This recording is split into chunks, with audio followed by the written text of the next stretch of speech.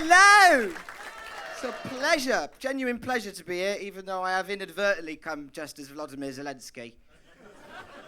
It's a mistake, that was. But here we are. I love Birmingham so bloody much. I was doing a gig in Coventry last night because my career is flatlined. And I don't know if you've seen this wonderful piece of graffiti. I was driving down the Aston Expressway, and there's a bridge, and it just says, Free Palestine. And underneath, someone's added, and Warsaw. It's gorgeous. Stunning, isn't it? I've largely checked out with old people. I don't know if anyone's the same here. I've washed my hands with them. I have. I'm sorry if you know one, but, you know, I'm just... Because as I've been getting a little bit older, I've been starting to remember all of the stupid things old people used to tell me as a child that I just had to accept as truth. Right? Like just to give you an example, my granddad, he was a wonderful man, really was. God bless his soul. But he always used to say to me when I was a kid, Harry, keep your elbows off the table. Because it's rude.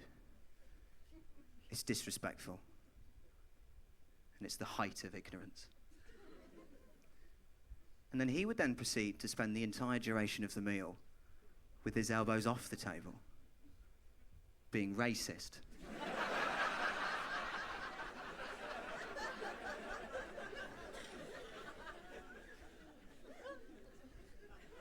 And he makes you think, doesn't it? Never a problem when he did it, though. Never a problem. No one ever called him out in it as the leader of the house. Never. And when he died, I tried to follow in his footsteps. Apparently that ruins the vibe of the wedding. They don't like us, though, old people. Like, I don't feel bad coming on here and lambasting the elderly, because I know they don't like us. We certainly don't like them. It's a very mutual thing. Like, just to give you an idea, like, I've scanned the room. You're all sound. I'm talking, like, Werther's Original Mob. Do you know the lads that paid 40 quid for their house? Do you know the road sign that tells you to look out for the elderly?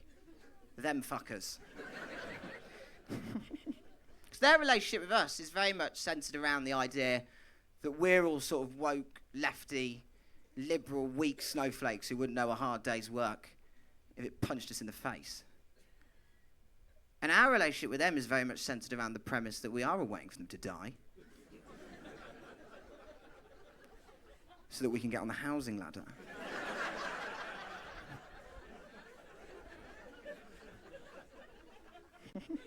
It's a toxic relationship. There are any grandparents in here that you're under the impression that your grandchild visits you to see how you are. Let me tell you now, when you go to the toilet, they're on right move.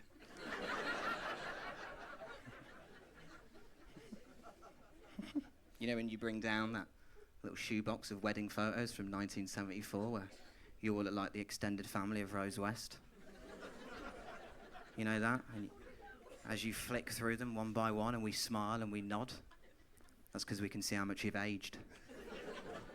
Your own mortality has never been clearer. We can reach out and feel the house keys.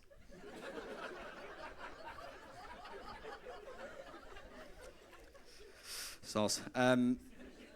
I know the moment it was, though. I can pinpoint it when the relationship was broken beyond repair. Like, I know it. It was last July, you might remember it. Rishi Sunak was the Prime Minister during the general election campaign. We all remember Rishi, don't we?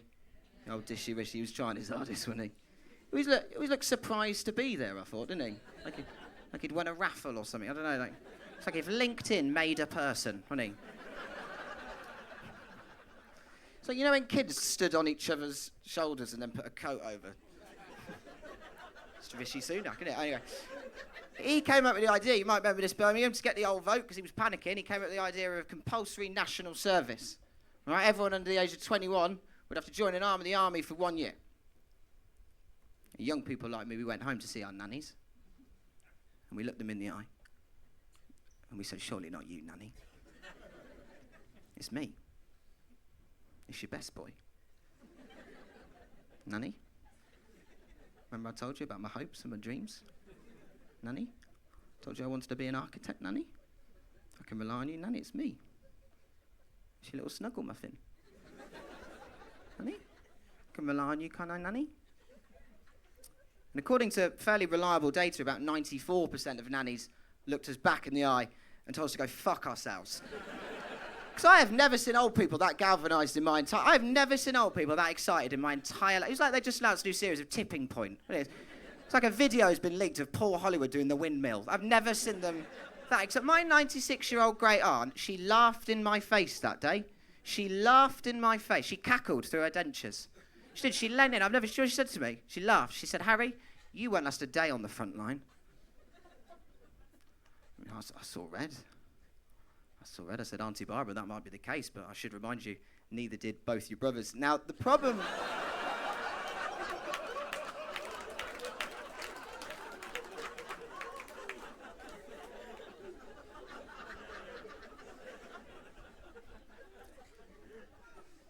Now, I know it sounds harsh. Where I'm from, chat shit, high likelihood, get banged. Might surprise you, I was raised on the streets, Harborne. I was programmed to defend myself. You know? Babyface killer. Stupid bitch. The Times reported a couple of weeks ago, you might have seen it on the front page of their newspaper, The Times, they reported that only 1 in 10 Gen Zers would be willing to lay down their life for this country now. And if you read the article, they are shocked. They can't get their head around it. Only 1 in 10 Gen Zers would now be willing to risk their life for this country. They were shocked. I wasn't shocked. I'd like to have a word with that one. Little fucking brown nose. Well, I don't know if this will come as a surprise to you, Birmingham, but we are not the answer to this nation's security. Look at me. Just look at me. This is who you'd be sending. Well, the British Army is not looking for this calibre of man, are they? The British Army is not looking for a man who will only eat cereal if his favourite spoon is available.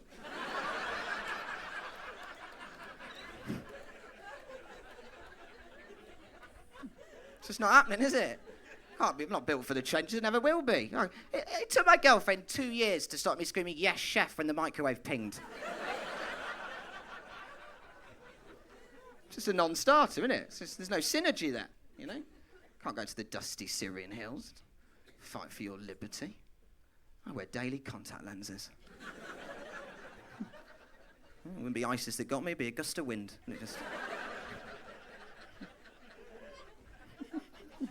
One light sandstorm. Any contact lens wearers, you'll know when a bit of grit gets in there, you're as good as dead, aren't you?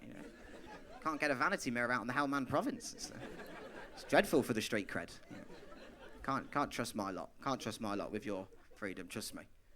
Not with all our undiagnosed mental illnesses. Can you imagine a load of socially awkward 20-year-olds in charge of drone strikes? So you're better off getting the dyslexics on Morse code. I keep seeing that recruitment advert. You know, if you can fix a bike, then you can fix a submarine.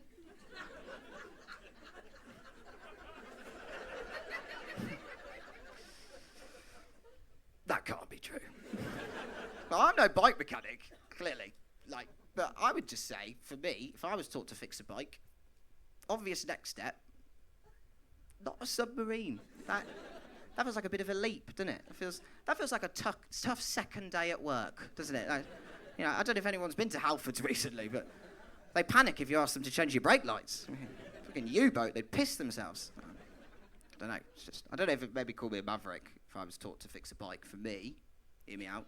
Next step, fix another bike. Just check it wasn't a fluke, you know. I suppose what I'm trying to say in a very long-winded way, whilst I've got a microphone and a PA system and you're all contractually obliged to listen to me, is I just want it on the record to all of you to let you know if there is a war, God forbid, of course, I won't be going. I will be staying at home and making the coffee, having a pick of the widows, you know.